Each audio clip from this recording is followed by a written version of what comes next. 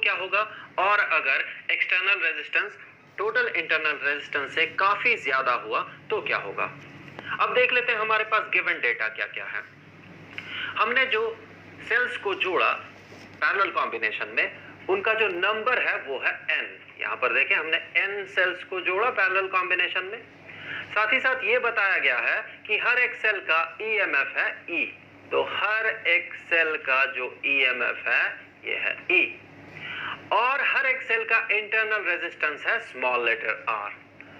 तो सारे सेल्स के internal resistance small letter r, और जो एक्सटर्नल रेजिस्टेंस है वो है कैपिटल लेटर R। सो ये रहा एक्सटर्नल रेजिस्टेंस। अब सबसे पहले हम ये पता लगाएंगे कि ये जो कॉम्बिनेशन है, इस कॉम्बिनेशन का टोटल ईएमएफ कितना होगा। यहां पर हम दो पॉइंट्स कंसीडर करेंगे। फॉर एग्जांपल ये एक पॉइंट और ये एक पॉइंट, ये रहा पॉइंट ए और ये रहा पॉइंट बी।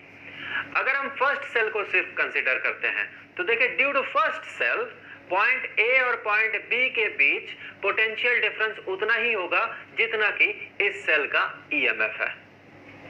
उसी तरह से सेकंड सेल के कारण भी पॉइंट ए और पॉइंट बी के बीच जो पोटेंशियल डिफरेंस अपीयर करेगा वो भी E ही होगा, क्योंकि हम कनेक्टिंग वायर्स का रेजिस्टेंस को 0 मानते हैं।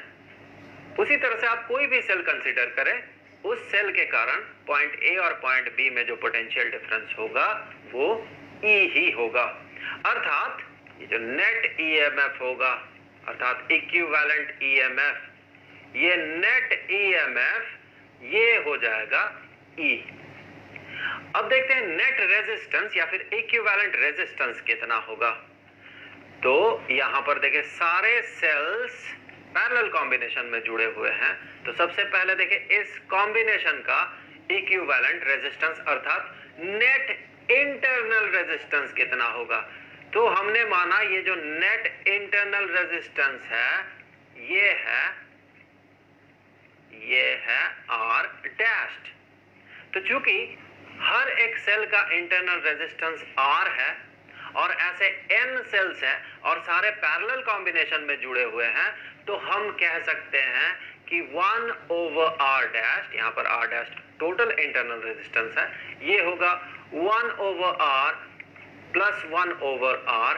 इस तरह से हमारे पास जितने टोटल सेल्स हैं उतना बार हमें 1/R को जोड़ना है, क्योंकि हमें पता है कि पैरेलल कॉम्बिनेशन में इक्विवेलेंट रेजिस्टेंस का रेसिप्रोकल इंडिविजुअल रेजिस्टेंसेस के रेसिप्रोकल के अलजेब्रिक एडिशन होता है।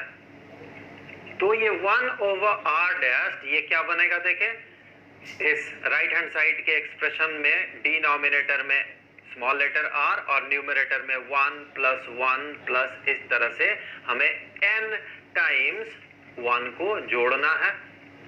तो यही क्या बन जाएगा, देखिए यही बन गया n/r। चूंकि 1/r डैश ये है n/r, तो हम कह सकते हैं ये जो r डैश है अर्थात इक्विवेलेंट रेजिस्टेंस है, ये होगा small letter r divided by n। अब देखिए टोटल रेजिस्टेंस क्या होगा। टोटल रेजिस्टेंस यहां पर देखिए, जो एक्सटर्नल रेजिस्टेंस है उसके साथ जो ये पैरेलल कॉम्बिनेशन का जो नेट इंटरनल रेजिस्टेंस होगा, ये दोनों सीरीज कॉम्बिनेशन में होगा। क्यों? क्योंकि देखिए अगर इस सर्किट से I करंट फ्लो करता है तो वही I करंट यहाँ पॉइंट B में आके n पार्ट्स में टूट जाएगा। फॉर एग्जांपल ये है I1, ये है I2, इस तरह से जो nth सेल से पास होगा करंट वो होगा IN। यहाँ पर अगर सारे करंट्स को आप जोड़ दे तो वो I के ही बराबर होगा। अर्थात एक्सटर्नल रेजिस्टेंस से और इस पूरे कॉम्बिनेशन से जो करंट पास कर रहा है वो दोनों करंट बिल्कुल बराबर है। तो हम कह सकते हैं कि एक्सटर्नल रेजिस्टेंस और ये कॉम्बिनेशन सीरीज कॉम्बिनेशन में जुड़े हुए हैं।